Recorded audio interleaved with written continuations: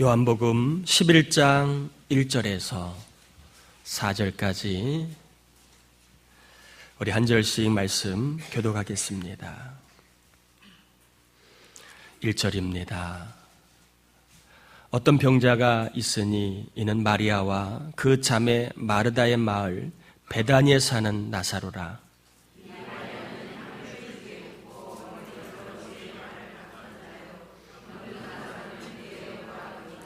이에 그 누이들이 예수께 사람을 보내어 이르되 주여 보시옵소서 사랑하시는 자가 병들었나이다 하니 예수께서 들으시고 이르시되 이 병은 죽을 병이 아니라 하나님의 영광을 위하며 하나님의 아들이 이로 말미암아 영광을 받게 하려 함이라 하시더라. 아멘. 옆 사람하고 인사 한번 나누겠습니다. 잘 오셨습니다. 한 번 더 인사할까? 하나님이 당신과 함께 하십니다. 지탱의 언어라고 하는 그 언어가 있습니다. 누가 이름을 붙였느냐 하면 제가 이름 붙였습니다. 지탱의 언어. 사람을 지탱케 하는 언어가 있는데 특별히 믿음의 사람들이 쓸 수 있는 지탱의 언어가 있습니다. 하나님이 당신과 함께 하십니다. 이 말을 들으면 믿음이 지탱이 되고 그리고 남편과 아내와 자녀들 심지어 우리 교우들도 믿음으로 지탱할 수 있는 역사가 일어날 줄 믿습니다. 여러분 특별히 이번 한 주일 내내 집에 가셔서 어디에서나 교우들을 볼 때마다 지탱의 언어를 꼭 쓰시길 바랍니다. 다시 한 번 더 지탱의 언어를 쓰겠는데 하나님이 당신과 함께 하십니다. 입술의 고백은 대단히 중요한 것입니다. 하나님이 당신과 함께 하십니다는 고백을 통하여 본인도 지탱하고 그리고 여러분 스스로도 잘 지탱케 해주는 그러한 삶을 꼭 사시길 바랍니다. 오늘은 요한복음 11장의 말씀인데요. 집중해야 할 하나의 일이라고 하는 제목으로 말씀을 좀 전하겠습니다. 작년에 나온 책인데요. 성공한 사업가인 게리 켈러와 제이 파파산이 지은 원띵이라고 하는 책이 있습니다. 이 책의 서문에 이런 내용이 나와 있는데 당신의 단 하나는 무엇인가? 누구에게나 자신의 삶을 잊게 만드는 단 하나가 있다. 인생 전체를 감싸는 혹은 개인적인 삶, 인간관계, 결혼, 경력, 사업, 재정 문제 등 삶의 여러 부분들에서 가장 본질적으로 생각하는 단 하나가 있을 것이다. 그러면서 무슨 일을 하든지 단 하나가 무엇인가를 찾아내려고 노력해야 하며 단 하나에 집중해야 한다라고 이 저자들이 서문에 말을 하고 있습니다. 오늘날에는 집중을 방해하는 것들이 너무나 많다. 일을 하려고 해도 항상 유혹하는 웹의 각종 뉴스와 정보들, 카톡 소리와 함께 배달되는 메신저들, 중독성 취미와 모임 등 특별한 조치를 취하지 않으면 주의력은 계속 분산될 수밖에 없다. 이런 상황이 반복되다 보면 노력은 하지만 성과는 없고 몸과 마음은 늘 피곤한 상태를 벗어날 수 없다. 이런 상황에 놓인 사람들이 의외로 많다. 그러면서 이 책의 저자는 이렇게 자신의 경험을 털어놓습니다. 내가 큰 성공을 거두었을 때에는 단 하나의 일에만 모든 정신을 집중했다. 그러나 성공이 들쭉날쭉했을 때에는 나의 집중력도 여러 군데에 퍼져 있었던 것이다. 집중이 곧 현실이다라는 말이 있습니다. 평소 내가 무엇에 집중하는지 집중하는 것이 익숙한 것이 무엇인가를 보면 내가 어떤 사람이고 내가 어떤 삶을 살고 있는지를 알 수 있게 됩니다. 내가 평소에 무엇에 집중하는 게 익숙한가? 그걸 보면 그 사람의 삶의 발자국과 그 사람의 삶을 가늠해 볼 수 있습니다. 과연 여러분들은 무엇에 집중하는 데 익숙하십니까?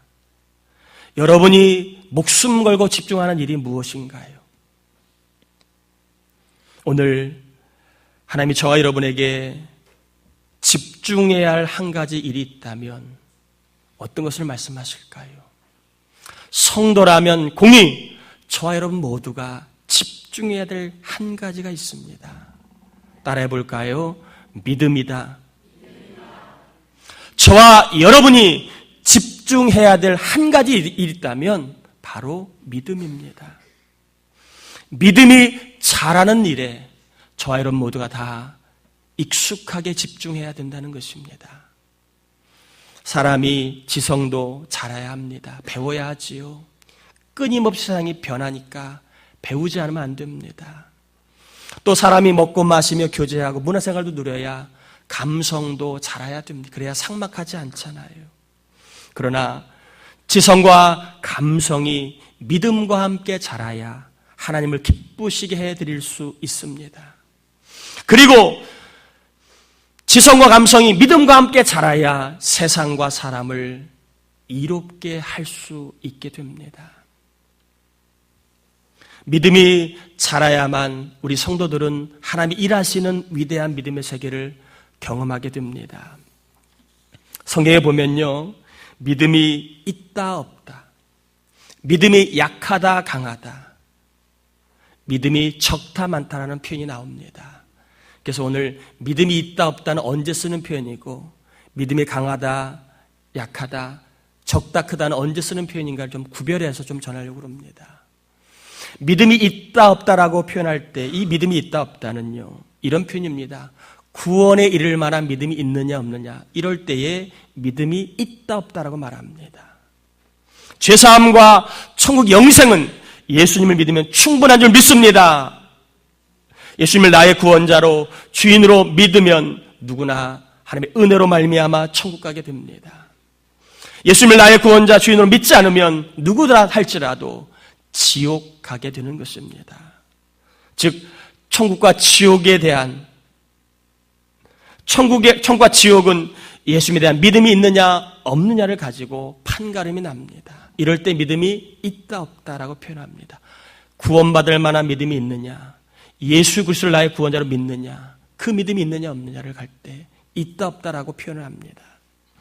그러면 믿음이 작다 크다 혹은 많다 적다라는 표현은 언제 쓸까요? 이 표현은요, 따라해 볼까요? 공부를 하거나 일을 하거나 신앙생활을 하면서 삼위일체이신 하나님의 능력을 체험하는데 필요한 믿음의 분량을 의미한다. 믿음이 적다 많다, 크다 작다, 강하다 약하다는 구원에 이르는 믿음, 천국 가는 믿음을 말하는 게 아니라 생활 중에서 우리가 살아계신 삼위일체 하나님을 얼마나 체험하는데 필요한 믿음의 분량을 이야기합니다. 삼위일체 하나님의 능력은 저와 여러분이 가지고 있는 믿음의 크기와 비례하여 역사하는 법입니다. 성경은 우리의 믿음을 자라게 하시는 분이 하나님이시라고 말씀하고 있습니다. 고린도서 3장 7절에 보니까 그런즉 심는 이나 물 주는 이는 아무것도 아니로되 오직 자라게 하시는 이는 하나님뿐이시니라. 저와 여러분의 믿음을 자라게 하시는 분은 하나님이시라고 얘기합니다. 또한 성경은 우리의 마음이 좋은 땅이 되면 믿음이 자란다고 누가복음 8장 8절에 이렇게 얘기합니다. 더러는 좋은 땅에 떨어짐에 나서, 누가 마태복음, 마가복음에 자라라고 표현되어 있지요. 100배의 결실을 하였느니라. 우리의 믿음은 하나님이 자라게 하시지만 그 자랄 때에는 우리의 마음이 옥토가 될 때 자라게 하신다는 거예요. 저와 여러분의 마음이 좋은 땅이 되면 하나님이 우리의 믿음을 쑥쑥 자라도록 역사하신다는 것입니다. 좋은 땅이 아니 되면 하나님이 자라게 하실 수 없다는 거예요. 그럼 우리가 어떻게 우리의 마음이 믿음이 자랄 수 있는 옥토가 되게 할 수 있을까요? 우리의 마음밭을 어떻게 하면 옥토가 되어서 믿음이 잘 자라게 할 수 있을까요? 누가복음 8장 15절에 좋은 땅에 있다는 것은 착하고 좋은 마음으로 말씀을 듣고 지키어 인내로 결실하는 자니라.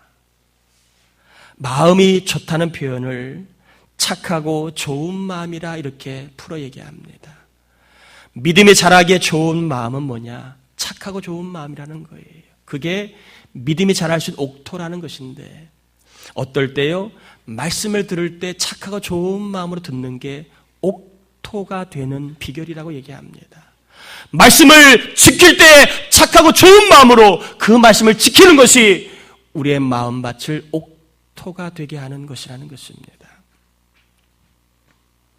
말씀을 들을 때 좋은 마음으로 나에게 유익이 되는 말씀으로 듣는 것이 마음이 좋아지는 옥토가 되는 비결이고, 말씀을 지킬 때 착한 마음, 나에게 복이 될 줄 믿고 말씀을 지키는 것이 마음이 좋은 땅이 되는 비결이다, 이렇게 말하고 있습니다. 그럼 역으로 말씀을 들을 때 지킬 때에도 나쁜 마음과 그리고 악한 마음이 있을 수 있다는 거예요. 우리가 말씀을 들을 때에도 나쁘고 악한 마음으로, 말씀을 지킬 때에도 나쁘고 악한 마음으로 말씀을 듣고 지킬 수도 있다는 것입니다. 착하고 좋은 마음으로 말씀을 듣고 지킨다는 것은요, 말씀을 들을 때에 우리가 의심하지 않고 듣고 의심하지 않고 지키는 것을 말합니다. 나쁘고 악한 마음은 말씀을 들어도 그 말씀을 의심하는 거예요. 설마, 택도 없어. 옛날에 있던 이야기야. 오늘날에는 그 말이 무용해. 아유, 내 마음대로 살랍니다. 말씀을 들을 때 그 말씀을 의심하는 것은 나쁘고 악한 마음이고, 말씀을 들을 때 그 말씀을 진리의 말씀으로 우리가 의심하지 않고 받는 게 착하고 좋은 마음이라는 것입니다. 그러므로 내 믿음의 크기를 아는 방법은요, 저와 여러분이 말씀 앞에 어떠한 반응을 하느냐를 보면 됩니다.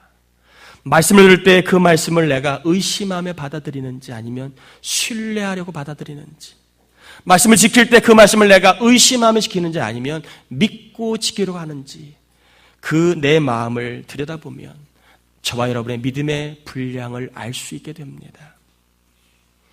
하나님의 말씀이 지금 나에게 내가 하고 있는 이 일에 역사하실 것에 대한 믿음을 갖고 받아들이는지 아니면 의심하고 있는지를 돌아보시기 바랍니다.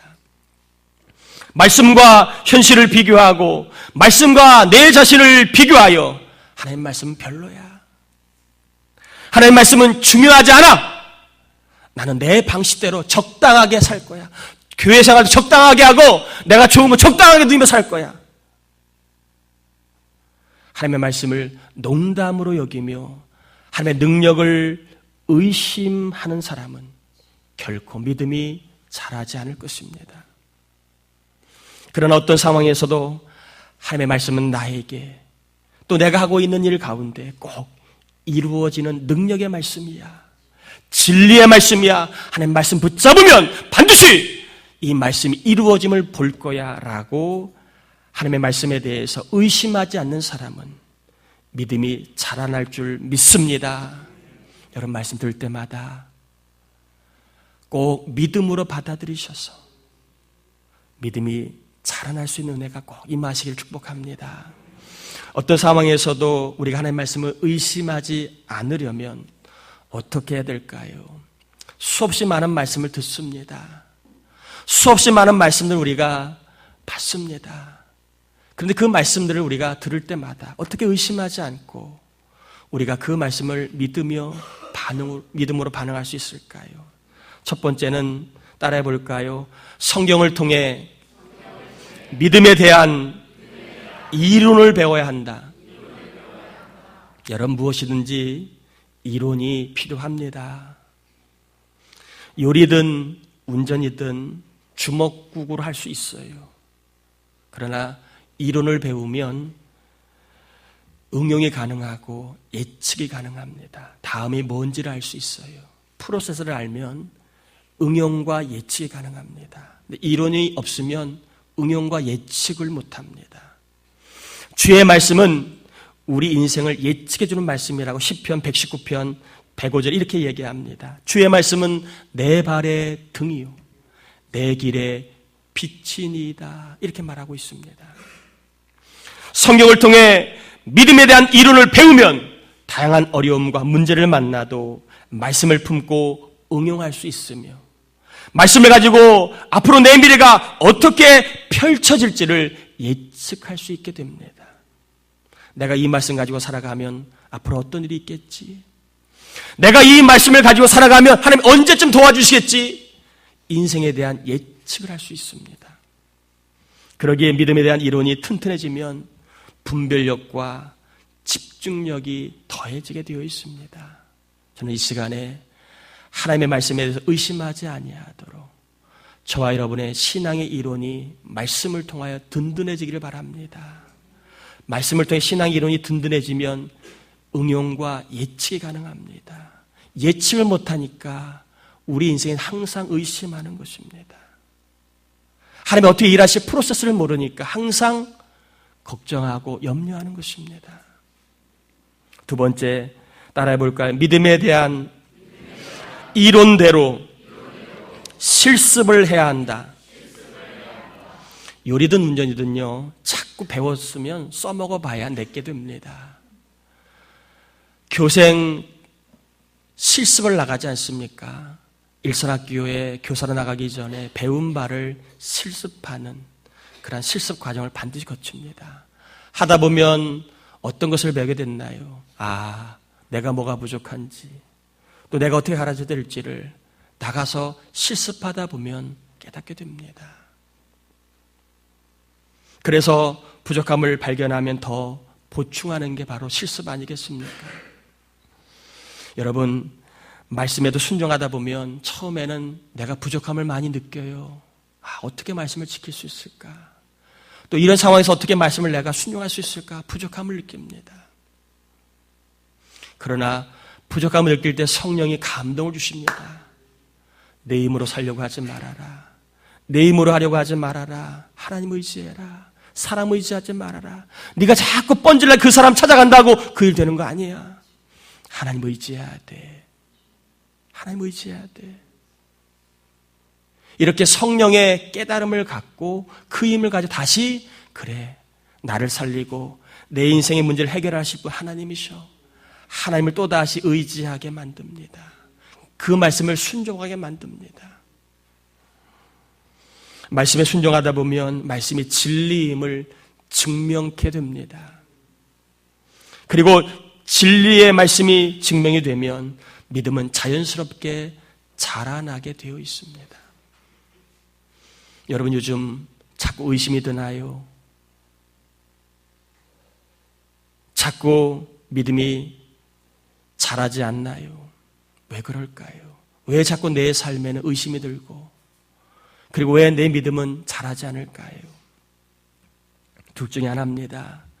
믿음에 대한 이론이 약하거나 아니면 이론대로 순종이라고 하는 실습을 하지 않기 때문일 것입니다. 말씀에 대한 이론이 부족하거나 아니면 이론대로 우리가 순종하지 않아서 체험이 없기 때문에 믿음이 자라지 않는 이유일지 모르겠습니다. 결론적으로 말씀을 드립니다. 믿음이 자라면 말씀에 대하여 하나님의 사랑과 능력과 계획과 일하심에 대하여 의심하지 않습니다. 여러분, 믿음이 자란 사람은 절대 의심하지 않아요.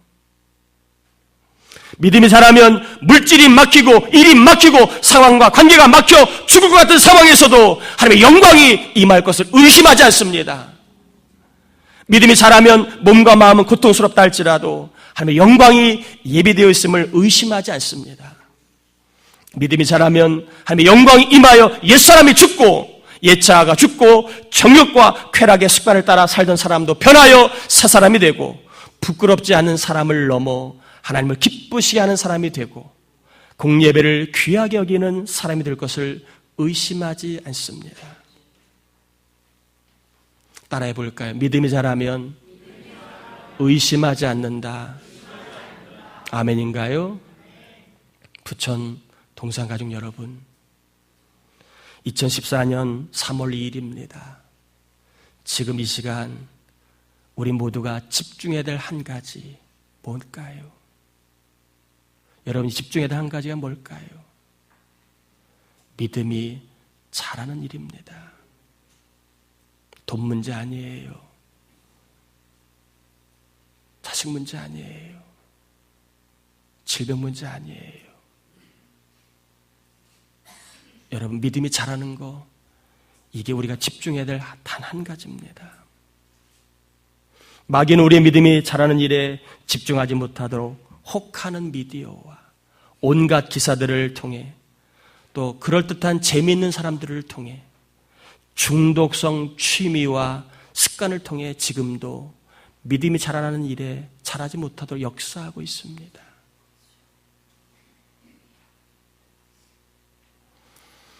따라 성경을 통해 믿음의 이론을 더욱 견고히 쌓으시고 배운 이론대로 순종의 실습을 하셔서 어떤 상황에서도 말씀의 능력과 역사하심을 의심하지 않는 신앙의 생활을 하시기를 축복합니다.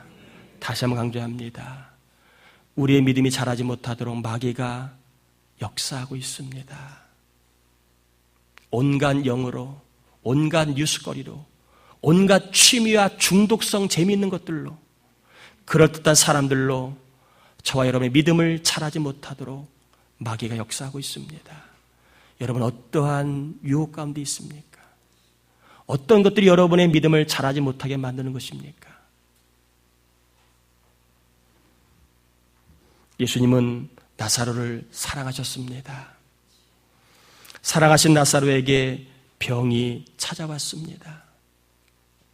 그것도 쉽게 고칠 수 없는 큰 고통과 아픔이 있는 절망의 병이었습니다. 인간적으로 볼 때 죽음에 이르는 문제요 병이었지만 예수님은 뭐라고 말씀하십니까?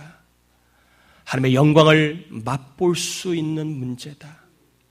하나님의 영광을 맛보게 해주는 병이라고 말씀하고 있습니다. 4절에 예수께서 들으시고 이르시되 이 병은 죽을 병이 아니라 하나님의 영광을 위함이요 하나님의 아들이 이로 말미암아 영광을 받게 하려 함이라 하시더라. 여러분, 이 말씀은 지금 저와 여러분에게 동일하게 주시는 말씀입니다. 지금의 여러 가지 문제에 하나님의 영광이 있음을 의심하지 않는 믿음이 자라나길 바랍니다. 지금 나의 어려움에 하나님의 영광이 있음을 의심하지 않는 믿음이 자라날 수 있기를 바랍니다.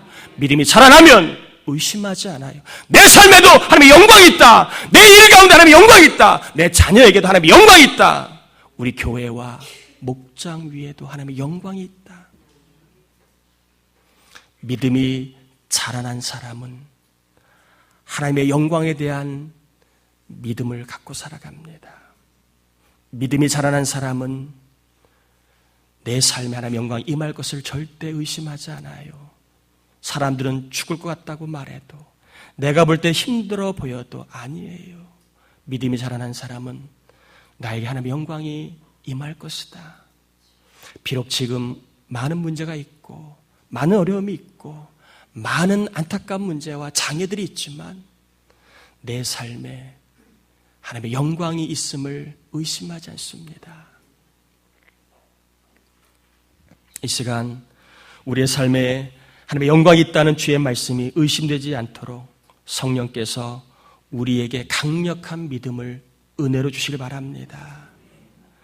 그리하여 저와 여러분이 애쓰고 노력하는 일마다, 또한 기도하며 주님을 기쁘시게 하려고 하는 믿음의 시도들마다 하나님의 영광이 임하실 줄 믿고 예수님의 이름으로 축원합니다. 우리 옆 사람하고 이렇게 인사할까요? 당신에게 하나님의 영광이 꼭 임할 것입니다. 한 번 더 할까요? 의심하면 못 써요. 우리 왜 슬퍼하느냐 찬양하시고 같이 좀 기도하겠습니다.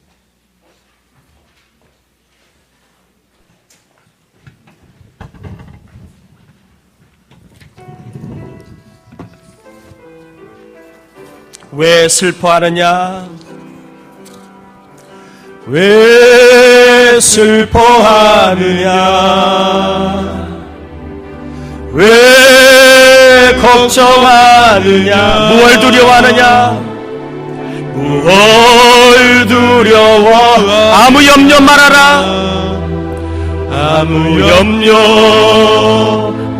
큰 어려움에도 큰 어려움에도 큰 아픔이 있어도 큰 아픔이 있어도 이젠 아무 걱정하지 마. 이젠 아무 걱정하지 내가 널 붙들어 주리. 내가 널 붙들어 주리. 내가 너와 항상 함께 하리라. 내가 너를 지키리라. 실망치 말고 나를 보아라. 나는 너의 하나님. 다시 한 번만 고백합니다. 왜 슬퍼하느냐? 왜 슬퍼하느냐? 왜 걱정하느냐? 무얼 두려워? 여러분 아무 걱정하지 마세요. 믿음이 자라면 하나님의 영광이 임할 것에 대한 믿음 때문에 염려하지 않고 살 줄 믿습니다. 큰 어려움에도 우리의 삶에 하나님의 영광이 임할 것입니다. 이것을 믿으셔야 합니다. 큰 아픔이 있어도 이젠 아무 걱정하지 마. 내가 널 붙들어 주리. 내가 너와 항상 함께 하리라. 내가 너를 지키리라. 실망치 말고 나를 보아라. 나는 너의 하나님이라. 우리 같이 이 시간 좀 기도하기 원합니다. 이 시간 하나님이 우리에게 말씀하십니다. 이 어려움